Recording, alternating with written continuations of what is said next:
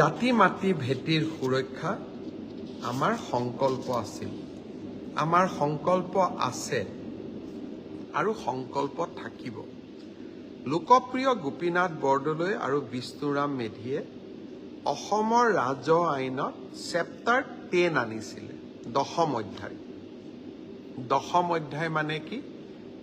Creation of tribal belt and block, যে tribal belt and block নিৰ্মাণ হ'ব, যাতে নিৰ্দিষ্ট সেই ট্ৰাইবেল বেল্ট এণ্ড ব্লকত কোনো যাতে লোকে সোমাই জনজাতীয় লোকসকলৰ ভূমিৰ অধিকাৰ কাঢ়ি লৈ যাব নোৱাৰে। সেইবাবে অসমৰ জনজাতীয় সমাজে আজিও লোকপ্ৰিয় গোপীনাথ বৰদলৈ, লৌহ মানৱ বিষ্ণুৰাম মেধিক অত্যন্ত কৃতজ্ঞতাৰে সোঁৱৰণ কৰে।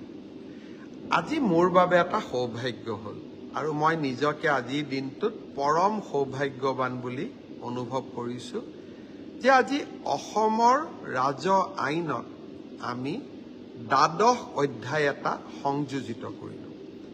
12 অধ্যায় মানে কি?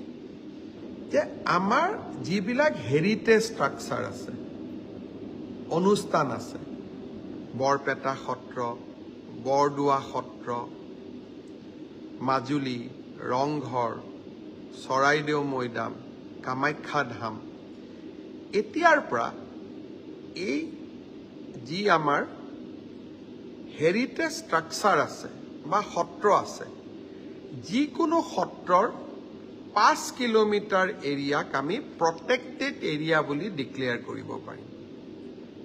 আৰু এই প্ৰটেক্টেড এৰিয়াত অকল সেই প্ৰটেক্টেড এৰিয়াত 3 প্ৰজন্ম বাস কৰি থকা লোকেহে এতিয়াৰ পৰা মাটি কিনা বেচা কৰিব পাৰিব। বৰপেটাত যদি 1985 চনতে এই হেৰিটেজ ব্লক আমি কৰিলোহেঁতেন, অন্ততঃ বৰপেটা টাউনখন আমি সুন্দৰভাৱে সংৰক্ষিত কৰিব পাৰিলোহেঁতেন বৰপেটাৰ খিলঞ্জীয়া মানুহেৰে। বৰদোৱাখন আমি সংৰক্ষিত কৰি ৰাখিব পাৰিলোহেঁতেন। যি নহওক, আজি পৰম সৌভাগ্য মোৰ যে আমাৰ কেবিনেটে এই বিলখন অনুমোদন জনাই বিধানসভালৈ আহিব। বিধানসভাত এই বিলখন অনুমোদিত হ'লে আমি 5 কিলোমিটাৰ ব্যাসাৰ্ধ যিকোনো হেৰিটেজ ষ্ট্ৰাকচাৰৰ,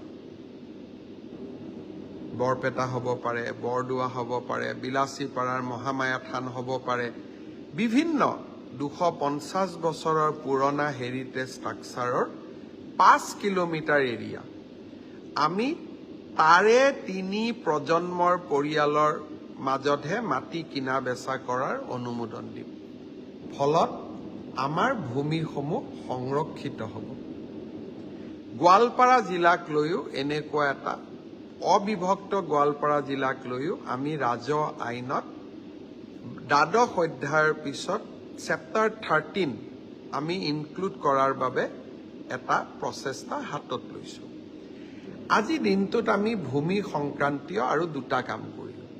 এটা হ'ল যে যিবিলাক আইচলেটেড ট্ৰাইবেল ভিলেজ আছে, অৰ্থাৎ ট্ৰাইবেল বেল্ট এণ্ড ব্লকৰ ভিতৰত নাই কিন্তু দূৰে দূৰে আছে, অনুসূচিত জাতিৰ গাঁও আছে, এই দূৰে দূৰে সিঁচৰিত হৈ থকা অনুসূচিত জাতি আৰু অনুসূচিত জনজাতিৰ গাঁওবিলাককো আমি micro' tribal belt and block বনাবৰ বাবে সিদ্ধান্ত লৈছোঁ।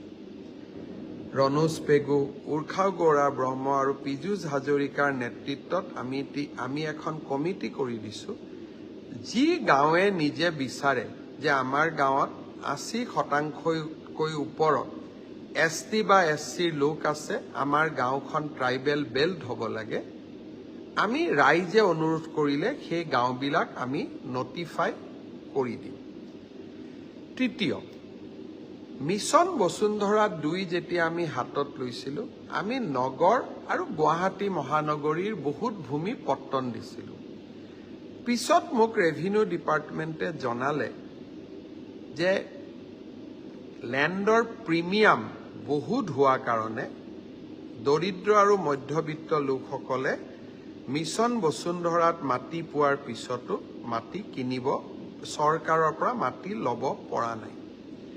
গুৱাহাটী মহানগৰীৰ পাহাৰত থকা লোকসকল বা গুৱাহাটী মহানগৰীৰ চৰকাৰী ভূমিত থকা লোকসকল যিসকলে মিছন বসুন্ধৰা 2ত মাটি পাইছে বা 3ত মাটি পাব, তেজপুৰ, ডিব্ৰুগড় আদিৰো নগৰত থকা লোকসকলে যিসকলে মাটি পাইছে বা মাটি পাব, প্ৰিমিয়ামৰ কাৰণে যাতে দৰিদ্ৰ আৰু মধ্যবিত্তজন বঞ্চিত হ'ব নালাগে, তেওঁলোকৰ লেণ্ড প্ৰিমিয়াম কমাবৰ বাবে আজি আমি আৰু এখন কেবিনেট কমিটি গঠন কৰিছোঁ, য'ত নেকি নগৰ উন্নয়ন মন্ত্ৰী অশোক সিংঘাল ডাঙৰীয়া আৰু ৰাজহ বিভাগৰ মন্ত্ৰী যোগেন মোহন সদস্য হ'ব। আৰু ৰাইজৰ লগত কথা পাতি আমি মাটিৰ লেণ্ড প্ৰিমিয়াম কমাই দিম, যাতে আমি দৰিদ্ৰ আৰু মধ্যবিত্তজনকো চৰকাৰী মাটিৰ যি আইনমতে মাটি পায় তেওঁলোকে যাতে মাটিডোখৰ ভোগ কৰিব পাৰে তাৰ ব্যৱস্থা আমি কৰিব পাৰোঁ। নিৰ্বাচনৰ সময়ত মই প্ৰতিশ্ৰুতি দিছিলোঁ যে আমি অৰুণোদয় আঁচনি সম্প্ৰসাৰিত কৰিম। অসমত ২৭ লাখ পৰিয়ালে অৰুণোদয় আঁচনি পাই আছে।